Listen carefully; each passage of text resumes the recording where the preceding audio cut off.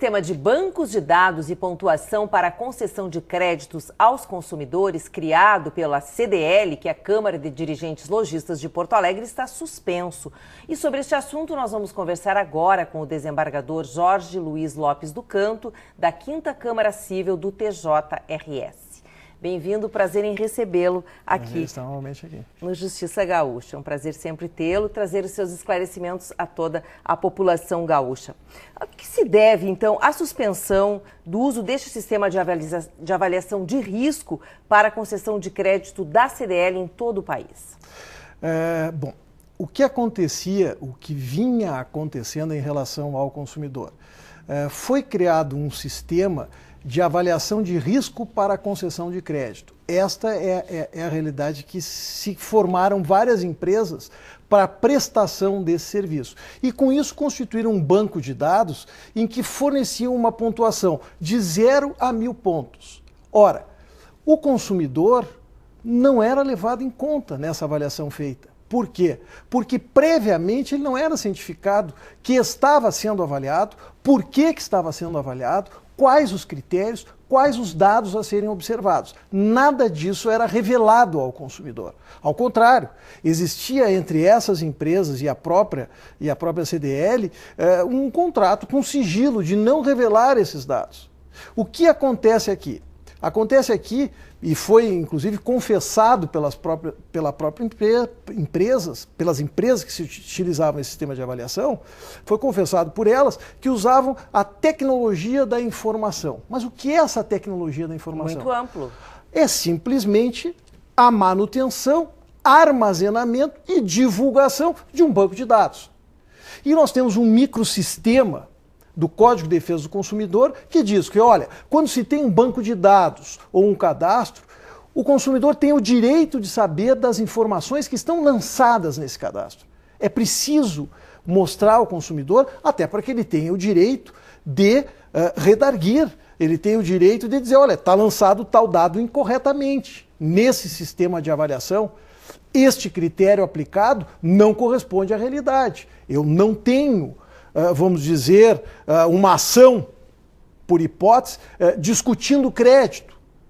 É outra pessoa, por hipótese, porque na verdade não se sabe ao certo quais eram os critérios e os dados que constavam neste banco de dados. Então o que se afastou e por que se afastou isso? Ora, se afastou a realização desse serviço, deste trabalho, desta manutenção desse banco de dados, sem que houvesse, de forma clara, precisa, adequada, a divulgação das informações que eram repassadas, que se mantivesse nesse banco de dados os consumidores, que se prestasse essas informações ao comércio local. Por quê? Porque esta avaliação implicava numa restrição de crédito, implicava até mesmo na não concessão dos créditos, dependendo da pontuação que ali estivesse lançada, sem que o consumidor tivesse o direito de se manifestar a esse respeito, tivesse o direito de proceder à correção nos dados ali lançados. Então, é essa a discussão em torno desta questão da manutenção desse banco de dados, e os argumentos contrários dizem, olha, não, mas é só um serviço a ser prestado. Sim, a Serasa presta um serviço, a CDL presta um serviço aos seus associados, aos comerciantes, divulgando os dados dos consumidores e com isso restringindo o crédito, que é um serviço, todos nós sabemos, que é uma ferramenta, olha, a ferramenta da utilização da tecnologia da informação. Sim, usar a ferramenta da tecnologia da informação é usar um banco de dados que vai restringir, ao cabo e ao fim, o acesso ao crédito. E com isso, muitas vezes, o acesso até do próprio consumidor ou ao próprio consumidor de ter acesso a bens essenciais. Mas que dados são esses? Exatamente isso que a população gostaria de saber. Exatamente. Quer dizer, não era claro os critérios, não eram claros esses critérios utilizados para avaliação do consumidor. É uma análise de risco de crédito e foi comparado, inclusive, nas argumentações lançadas, olha, é da mesma forma que é feito em relação aos seguros. O problema é que o consumidor, no contrato de seguros, sabe o que está sendo avaliado. Ele responde lá que não usa o carro, filhos menores de 25 anos de idade, né?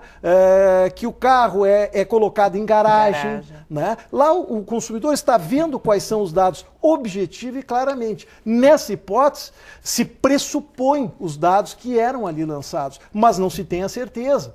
Por exemplo, poderia estar lançado lá que, olha, se concede mais crédito a gremista, ou se concede mais crédito a Colorado, por hipótese, não se sabe, não se conhece, mas ainda assim restringe. Não está querendo se restringir aqui o direito de se fazer uma avaliação de risco de consumidor e o direito que o comerciante tem até mesmo de negar o próprio crédito. O que se quer, o que se pretende, o que determina o Código de Defesa do Consumidor é que essas informações devem ser franqueadas a quem de direito, devem ser franqueadas ao consumidor que está sendo analisado. É isso que se pretende, é essa a ideia. E isto que não foi cumprido adequadamente, a esse princípio de transparência, a esse princípio de boa-fé, né? A esse princípio exatamente do próprio consumidor não ter esses conhecimentos econômicos e técnicos. Então ele precisa de uma informação clara, uma informação precisa para poder avaliar se está sendo bem avaliado.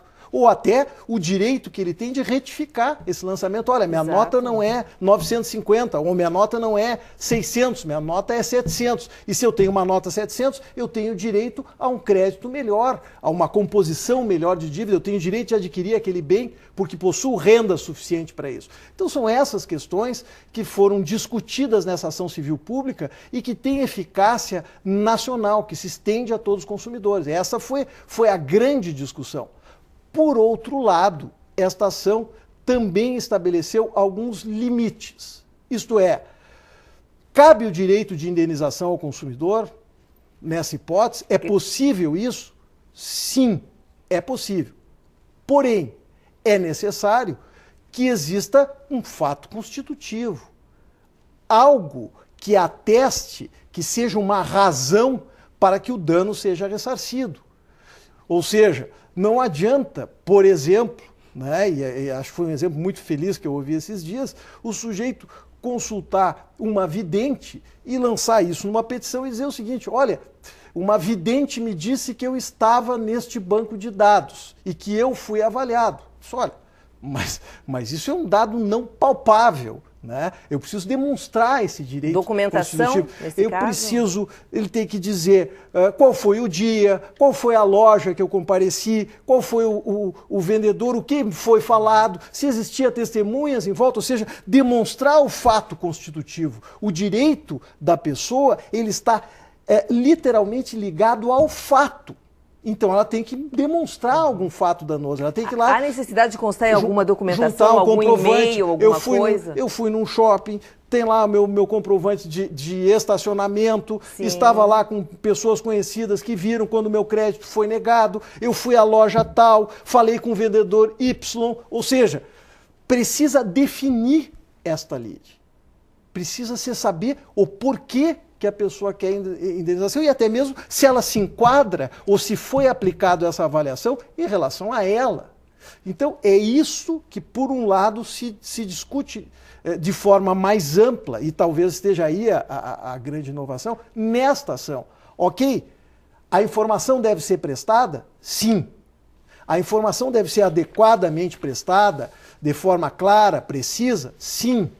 Mas a pessoa também tem que demonstrar, pelos meios hábeis a esse respeito, ou documental, ou pelo menos um princípio de prova escrita, indiciária, e mais alguma prova testemunhal, algumas declarações a esse respeito, para demonstrar o seu direito. Né? Hoje em dia, lamentavelmente, Vera, as pessoas acordam, por exemplo, com uma ideia: olha, eu tenho direito a tal indenização, e lançam aquilo numa petição. Mas muitas vezes sem descrever, mas por que o direito a esta indenização? Qual foi o fato em si? O que se discute é este fato jurídico.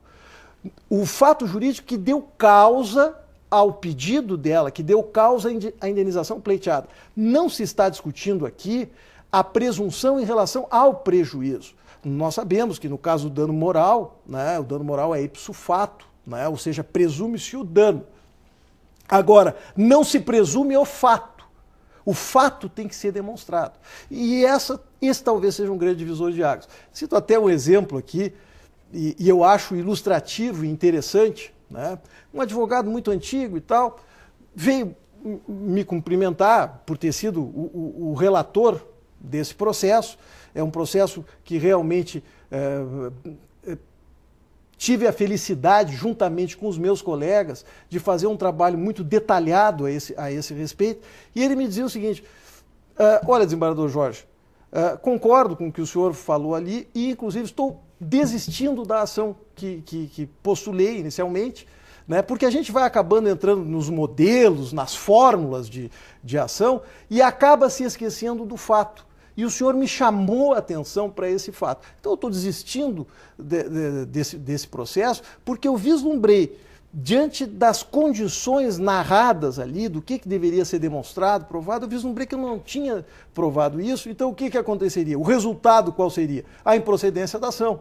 Então, ao contrário de oferecer resistência ou discutir a respeito, às vezes, do indiscutível, eu vou aderir até a própria ação civil pública, que é um direito que o consumidor tem, e lá demonstrar os danos que eu sofri, tanto os de ordem moral quanto os de ordem material. Ou seja, era uma oportunidade a mais de se discutir essas questões. Perfeito. Bem, então essa suspensão está acontecendo e eu lhe pergunto, no caso de haver algum tipo de alteração nesse sistema de avaliação de risco, ele pode voltar novamente a estar presente nessa avaliação da CDL mesmo do Serasa ou não?